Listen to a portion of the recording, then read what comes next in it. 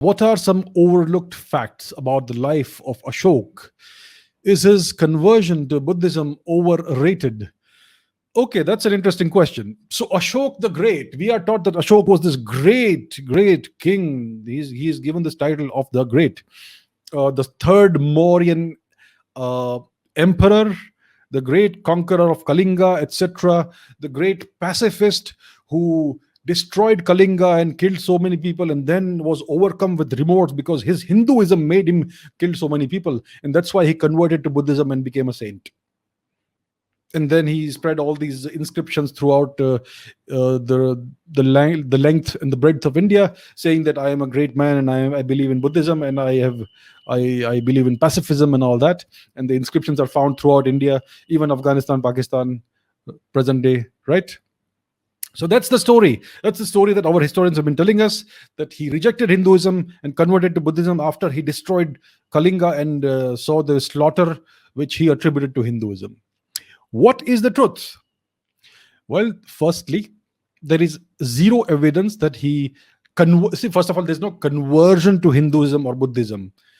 If you start practicing Buddhist philosophy and practices in daily life, you are a Buddhist. There's no conversion process, right? You're not dunked into a tub of water or anything to be converted. There's no conversion.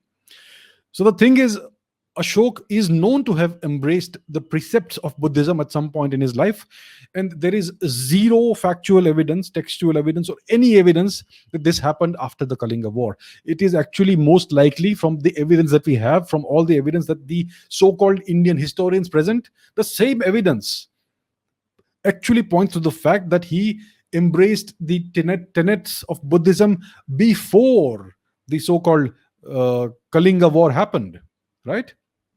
That's point number one. So the overwhelming evidence tells us that he became a practicing Buddhist. He embraced Bauddha Dharma before the Kalinga War itself. And what we know about Ashok's the beginnings of his life. So he was one of the sons of Bindusar. Bindusar was the second Mauryan ambassador. Mauryan emperor. Bindusar was the son of Chandragupta Maurya, the first Mauryan emperor. And the crown prince during Ashok's time was his half brother, another son of Bindusar with a different wife. Now, this half brother was in the northwest of India, the western boundaries of Afghanistan, fighting off some invaders, Greeks or Scythians or whatever. And that's when Bindusar happened to die. So the crown prince rushed back to Patliputra, which was the then capital of India, and he found that his half brother Ashok had taken over the throne, and Ashok had this half brother killed, his own half brother. He had him killed.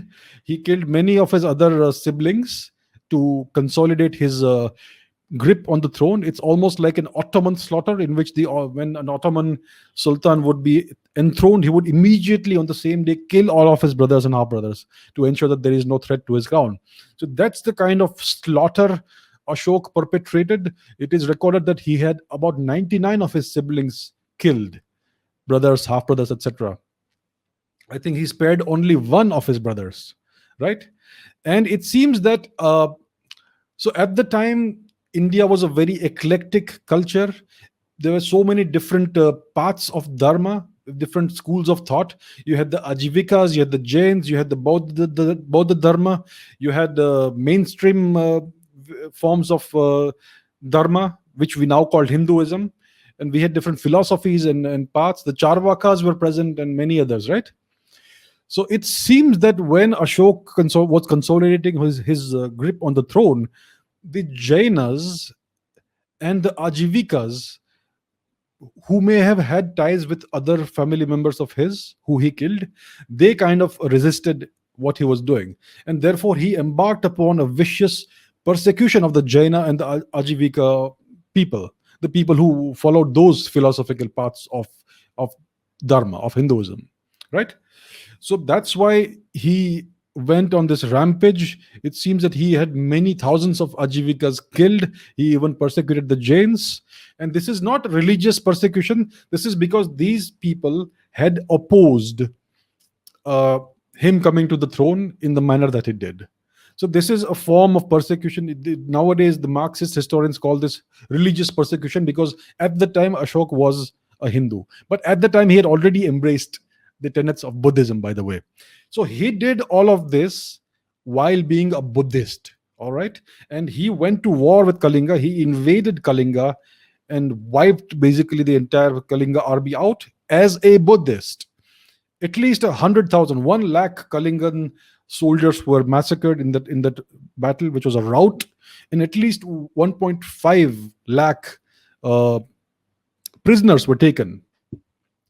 So it seemed that Kalinga at the time was actually a vassal state or a province of the Mauryan Empire. I mean, the Mauryan Empire was so large, and it was an expansionist empire. It went beyond present day India, way beyond present day India. So it is inconceivable that Kalinga, right next door to Patliputra, would have been an independent state. It would not have been allowed to be so. So Kalinga at the time was most likely a vassal state or a province of the Mauryan Empire. And maybe when Ashok came to power, and in the way he did, maybe they tried to rebel against him, or they opposed him, and maybe that's why he went to war with Kalinga. We don't know who was the king of Kalinga at the time. I still haven't been able to find the name of the king, but I'll try and do that. So basically, the truth is that he was a vicious and very cruel person. He was known as Chanda Ashok, means a really evil Ashok, right? So he is exactly the opposite of how he is portrayed. He's portrayed as a pacifist and a saintly person. He was a vicious mass murderer. That's what he was. And he put up all these pillars and inscriptions talking about pacifism, but he did not put any pillar advocating pacifism in the region of Kalinga or Patliputra. The pacifistic pillars and all inscriptions were put in the far west of India, in present day Afghanistan, etc.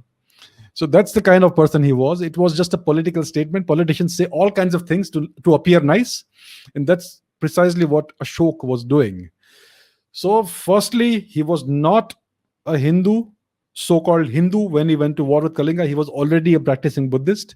And secondly, he was not a pacifist. He was one of the most vicious kings of India. So everything we know, everything we have been taught about him is a lie. So this is the NCERT textbooks at work. It is only after the Indian independence, when when a certain political ideology was adopted in India, and a certain there was this desire to downplay Hinduism and and show that other faiths are better, etc. So that's when all these stories were concocted and placed in our textbooks, and that's what we have been learning so far. Even I, for most of my life, believed that Ashok was the great guy. He came to power and he went to war, and then he had this change of heart and became a Buddhist. Buddham Saranam Gacchami, Dhammam Saranam Gacchami, and that's the story. The truth is very different. He was a practicing Buddhist while he did all this. So, twist in the tail, my friends.